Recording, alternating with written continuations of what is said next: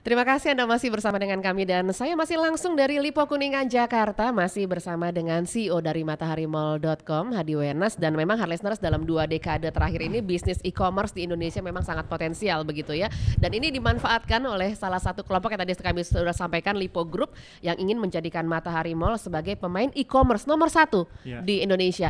Nah kalau kita sedikit agak-agak ke politik gitu ya. Nah kalau kita mau melihat, saya nggak ngerti itu.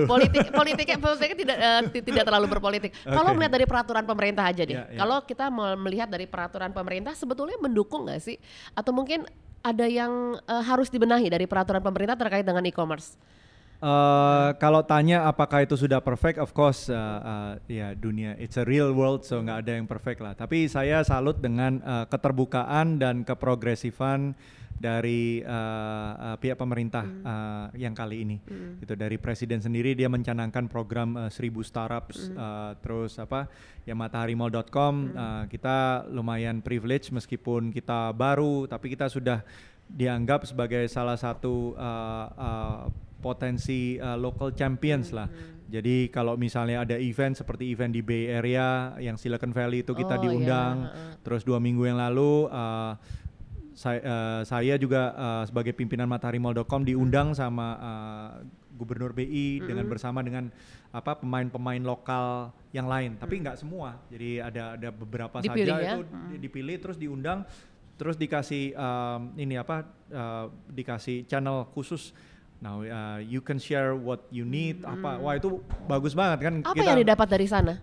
Ya keterbukaan pemerintah bahwa pemerintah serius untuk mendukung pemain lokal gitu. Jadi kita juga pemerintah juga mendukung dan menghimbau bahwa kita mengembangkan UKM. Dan I think kita sebagai pemain lokal gitu kan. Jadi maksudnya yes we're thinking about profit, but you know we need to think about how to make the country economies grow gitu kan. Dan di sana MatahariMall.com sendiri meskipun kita baru, kita bulan kedua itu udah ada program UKM. Ya, karena maksudnya itu memang menggandeng para UKM di Indonesia atau bagaimana? Kerjasamanya bagaimana? Menggandeng UKM di Indonesia gitu. Jadi kita bulan kedua kita udah ada program khusus namanya JOA, jual online aja. Itu kita kasih edukasi, workshop gitu. Kita fokuskan ke UKM yang non trader. Jadi contohnya dia bikin sendiri. Jadi kita mikirnya kalau misalnya bisnis dia grow, itu tenaga kerja juga bertambah, kemakmuran, kesejahteraan rakyat juga ikut tambah. Jadi bukan hanya kayak dia single factor, dia beli barang jual lagi. Nah itu kan bisnis orang tengah. Kadang-kadang memang persoalan UKM kita, mereka tidak tahu mau dikemanakan barang-barang yang mereka buat gitu. Itu yang mereka produksi sama ya. Aggressiveness mereka itu masih mindsetnya masih sederhana. Jadi dalam arti saya bisa jualan 10 per hari. Udah syukur. Padahal kita bilang jangan, ini harus 1000, harus 10.000 per hari gitu. Nah itu di sana kita ada program khusus namanya JOA tadi. Kita kasih materi CFO, Chief Financial, kita kasih materi COO, Chief Operation sama Chief Marketing. Dan mereka mengerti itu semua? Justru mereka belum mengerti, jadi mengerti. Akhirnya mengerti. Pakai bahasa yang mereka bahasa bisa, Indonesia gunakan. Maksudnya bisa bahasa mereka yang mereka bisa mengerti begitu ya. Jadi kita kasih teori manajemen sekaligus dengan teori prakteknya juga. Jadi bukan teori lagi, jadi ada teorinya, ada prakteknya. Jadi dalam seminggu itu mereka udah go live. Tokonya udah online, udah jualan barang. Ya alhamdulillah kita udah jalan di berapa ya? 16 kota ya. Atau lebih dari 16 atau 20 kota, saya lupa exactnya. Terus menggandeng sudah lebih dari 2000 UKM. Nah itu luar biasa lah. Itu buat kita itu kewajiban sebagai salah satu pemain nasional, itu kewajiban kita. Iya, dan mereka juga akhirnya jadi percaya diri dengan produk yang mereka buat, itu sebenarnya juga yang lebih penting gitu ya. Iya. Nah kalau untuk pengirimannya sendiri dari MatahariMall.com ini katanya ada bekerja sama dengan salah satu, maksudnya dengan kantor pos gitu, eksklusif atau bagaimana sih sebetulnya? Iya, kalau kita bekerja sama itu dengan multiple parties. Salah satu yang terbesar memang kantor pos. Jadi dengan kantor pos itu kita ada agreement terkait dengan O2O, online to offline. Jadi bisa belanja online di MatahariMall.com, bisa ambil di kantor pos terdekat dan bayar di kantor pos terdekat. Nggak ribet kayak begitu? Untuk orang Jakarta ribet, yes. Iya. Tapi itu marketnya Indonesia kan besar, bukan hanya orang Jakarta. Jadi kita ada customer namanya Nurfiani. Itu dari alamat dia itu Desa Lemo. Oke. Alamatnya gitu doang. Di mana? Oh, Desa Lemo Nggak ada nomor, nggak ada apa ya. gitu. Jadi memang kalau misalnya di luar kota itu alamat itu challenging. Nah bayangkan kalau misalnya tapi alamatnya kan bisa aja Desa Lemo banyak gitu kan? Bisa exactly. aja. Nah gara-gara itu maksudnya kemudian, kalau misalnya dia itu punya smartphone, punya akses ke internet tapi nggak pernah bisa belanja online sebelumnya. Ya karena alamat di sana Desa Lemo. Nah kalau misalnya ke Desa Lemo untuk kampusnya, rumahnya puluhan, mesti nyari satu-satu. Nah namanya Nurfiani mungkin masih gampang lah. Kalau namanya Hadi atau Budi, ya udahlah nggak usah Indonesia banget. Ya, Indonesia banget gitu. Dan semua orang punya nama itu gitu kan. Nah dia memilih untuk ambil di kantor pos. Iya. Nah sekarang orang yang alamatnya generik seperti itu bisa belanja. Terus saya telusuri lagi. Yang jadi ke situ ya sebetulnya kenapa bekerja sama dengan kantor pos di seluruh Indonesia? Nah itu membuka akses mereka. Online shopping untuk teman-teman yang tadinya udah pengen tapi nggak bisa. Gitu kan. Yang biasa mungkin dulu menggunakan wesel pos dan sebagainya begitu ya. Dan mereka kan ada uang juga. Mereka ada internet juga sekarang. Tapi mereka nggak bisa belanja karena alamatnya kayak gitu. Terus saya lihat lagi yang alamat-alamat yang lain yang aneh-aneh model apa sih? Banyak yang desa-desa seperti itu. Terus banyak juga yang jalan apa kilometer berapa udah.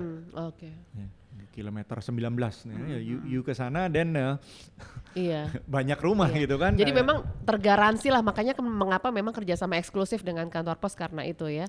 Iya jadi itu kita memberikan akses untuk teman-teman. Jadi untuk orang Jakarta less seksi. Karena kan orang Jakarta ngambil di mana dikirim ya udah sampai lah. Meskipun kadang-kadang kalau di jalan tertentu nomornya juga loncat-loncat ya. Indonesia kan kreatif ya. Jadi bisa nggak urut gitu 1, 2, 5, 6, 7. Rumah saya juga rumah saya nomor 17, sebelahnya nomor 2. For example gitu. And it's quite common gitu kan. Jadi itu memang keunikannya begitu ya. Benar, dan itu yang dengan siapa lagi bekerja sama selain dengan? Kita ada dengan JNE, dengan Acommerce, dengan REX. Banyak sih kita, Tiki, terus apa ya, Si Cepat. Jadi kita tidak menutup potensi untuk bekerja sama dengan pemain pengirim termasuk juga aplikasi jasa transportasi gitu. Kita sedang menjajaki. Jadi kalau misalnya bekerja sama dengan mereka itu kita harus integrasi sistem dulu. Jadi ada Tapi kan sebelumnya memang sudah bergelut di bidang itu juga kan sebelumnya. Benar. Tapi kan kemudian semua itu kan punya sistem yang berbeda-beda. Terus dia mau connect semua. Karena seluruh Indonesia. Nah kalau kita mau melihat bisnis e-commerce taruhlah 5 tahun ke depan begitu. Bagaimana sebetulnya proyeksi dari mataharimall.com sendiri? Mungkin ini proyeksi dari ini bukan angkanya mataharimall.com saja. Jadi dari angka dari industri sih akhir tahun 2014 itu market size-nya 1.1 billion, 1,1 billion. Dan di expect untuk grow by end of 2020 itu 15,6 billion. Ya, jadi 14 kali lipat secara konservatif. Dan itu pun kita baru penetrasinya kira-kira 3% dari total retail. 3% ya. Kecil jadi banget. memang sebetulnya PR-nya masih banyak juga. Itu kecil banget itu. Angka 10% pun juga kan. Kalau di China itu sekitar 9, jadi mungkin realistically 2020 saya sebagai practitioner sih bisa 5% lah. Jadi kalau misalnya kita melihat 5% berarti growing dari sekarang itu 25 kali lipat. Dan negara lain sudah melaluinya. Jadi kayak China itu antara 2008 sampai 2014 mereka grow 25 kali lipat. Jadi kira-kira kita ngikut tren seperti itu sekarang. Jadi bisa 10 kali lebih, minimal 15 kali lipat. Kalau saya sendiri pribadi expect 25 kali lipat. Makanya ini pemain-pemain offline itu harus masuk ke online. Nah, masuk ke online bisa macam-macam kan. Kalau misalnya punya expertise bisa buka toko sendiri. Tapi kalau misalnya nggak punya sambil belajar buka di mall seperti mataharimall.com gitu. Kalau seandainya mereka mereka sama sekali nggak ada ketertarikan main di online, mereka akan tergerus dengan sendirinya gitu ya. Seleksi alam akhirnya ya. Yes and no. I think offline akan tetap ada. Karena bahkan di Amerika pun itu online-nya itu baru 25%. Oh, ya. Jadi masih yang sebagian besar itu masih offline. Jadi offline karena orang masih senang jalan-jalan, masih senang lihat-lihat. Itu masih ada. Jadi kalau misalnya di Amerika yang sudah Amazonnya sudah umur 20 tahun aja masih cuman 25%, ya offline tetap jadi rajanya gitu. Tapi sekarang ya stagnan kan growth-nya kan, karena growth-nya nanti di take over sama online growth-nya. Oh, growth-nya. Jadi kalau misalnya nggak masuk online nggak apa-apa, tapi ya bisnisnya segitu. Tapi kalau misalnya mau ikut perkembangan, apalagi kan populasi kita banyak yang muda, lebih dari 50% di bawah 30 tahun. Do you think they will go to mall to shop? No. No, They actually will go to mall to check and pegang-pegang, belinya online. Itu yang terjadi di Amerika. Apalagi yang muda-muda. Di sini pun akan begitu nantinya? Saya kira ya yang muda-muda ini, karena yang muda-muda kan sekarang sudah nggak beli dia pegang-pegangnya offline, tapi situ comparison, lihat produk review dan lain udah online semua. Orang ya sambil nunggu bis, sambil nunggu MRT gitu kan, nanti kita MRT banyak kan. dan itu semua produk ya, hampir semua produk kayaknya ketika orang pegang-pegang, tapi ternyata belanjanya juga online gitu ya. Mungkin ada sebagian produk seperti mobil itu tetap mesti test drive. Iya pastinya. Oke, baik. Nah, kira-kira apa nih pesan yang ingin disampaikan kepada mereka yang mungkin akan startup juga, dan dari pengalaman Wenas sendiri? Iya, jadi kalau startup itu sekarang lagi hype-hype-nya lah gitu. Kesannya kalau doing startup itu keren, terus kalau misalnya kerja di corporate itu enggak. Tapi first thing first, startup is not for everyone. Jadi mungkin untuk teman-teman yang mau coba atau mau nyemplung startup atau denger startup keren, itu nyoba dulu gitu, because it is really not for everyone gitu. Jadi coba dan belajar pastinya. Iya, coba dan belajar gitu kan, karena memang kalau misalnya join startup itu beda dengan join corporate. Kalau join corporate itu fungsinya oke, lu kasih kerjaan procurement, ya lu cuma ngerjain procurement doang. Tapi kalau misalnya join startup, karyawan soalnya kan, startup juga karyawan startup juga tapi maksudnya kerjanya lebih macam-macam, lebih harus tahu, punya tahu banyak hal ya. Dan ini berganti arahnya itu cepat. Oh, ini gagal, kita coba yang lain, Mobile ya. So benar-benar itulah, if you looking for stable working environment, completely we're super volatile itu, dan 90% gagal. Iya. Itu harus tahu dulu gitu kan. Do you really want it or not gitu kan. Itu yang nah kalau misalnya akhirnya decide untuk nyemplung, so I think what's important is not this is cool, you know, I get to hang out. Jadi banyak itu startup founders itu jadi hobinya fokusnya berubah, nggak ke bisnis tapi datang ke conference, networking dan lain. Jadi salah fokus gitu. Dia lihat seksi-seksinya aja kan, event-eventnya banyak sekarang, party-partinya banyak gitu kan. Tapi bisnisnya sendiri, for the business it's actually all about hard work. It's all about passion juga, passion and commitment. Jadi harus konsisten gitu. Let's say teman-teman kita mungkin di mataharimall.com kelihatannya kita wow, kayaknya seru banget nih kantornya dan lain-lain. Kenapa dibikin seseru ini? Supaya kalau kerja 24 jam di sini nggak komplain. Supaya enjoy, nyaman. Sebenarnya rasa nyaman itu ya. Jam 9 sampai jam 9 kerjanya. Mau. Ya kan bukan buat semua kan. Yang di sini enjoy semua. Mereka hiha dan lain-lain. Tapi karena jiwa muda gitu juga ya. Itu banyak seleksi alam ya, tapi kita nggak melihat umurnya kalau di bawah segini kita nggak terima, nggak. Tapi let's say if you can fit with our culture of bold, fast and fun, sama visinya sama, pengen bikin Indonesia bangga, I think we'll take anyone in gitu. Oke, baik. Nah, apa yang baru di Matahari Mall di tahun 2016 mungkin ke awal 2017 nanti? Ada sesuatu yang baru yang akan dibagikan? Ya, kalau dari sisi program kita yang ngehit ini apa? Cintaku. Super Cintaku. Apa itu? Cicilan tanpa kartu.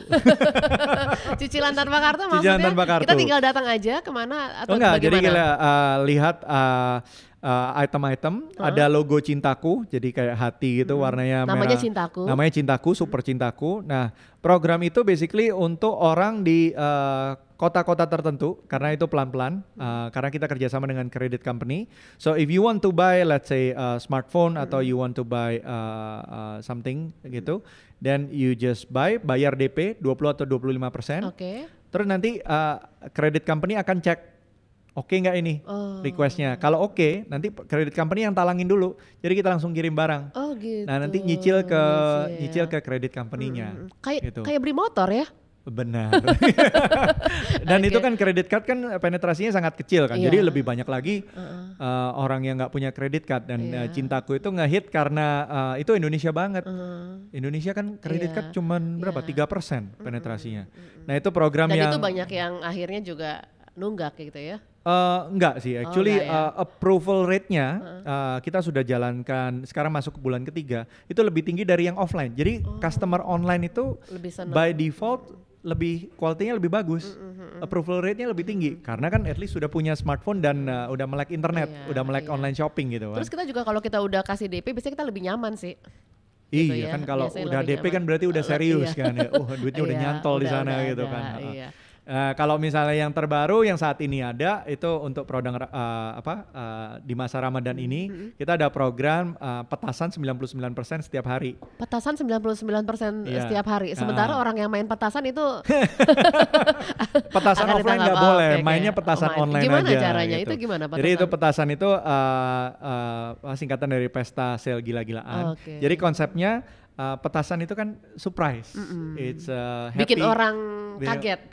Kaget tapi seneng kan gitu. Kayaknya itu ya saya dulu waktu kecil main juga sih gitu. Kan ada macam-macam gitu. No, jadi 99% itu ada dua kita. Setiap hari yang belanja dan bayar pada hari yang sama, besoknya kita pilih 9 pemenang random. Kita kasih 99% cashback. Jadi kalau jadi misalnya, hanya bayar 1%-nya aja tuh ya berarti ya? Oh bukan gini, jadi misalnya Mbak Ria belanja 1 juta, iya. Dapat nih beli barangnya akan dikirim gitu kan, dan kita kasih voucher seharga 990.000, seperti uang itu, jadi bisa dibelanjain apa aja. Exactly, itu setiap hari kita pilih 9 orang. Selama 1 bulan? Selama 1 bulan. Selama Ramadan itu sampai hari kemenangan nanti? Sampai hari kemenangan nanti. Nah itu kita kapan ya, hari pertama atau hari kedua yang menang 24 juta Bu, beli sepeda motor baru bayar DP masih nyicil udah dapat 24 juta besoknya.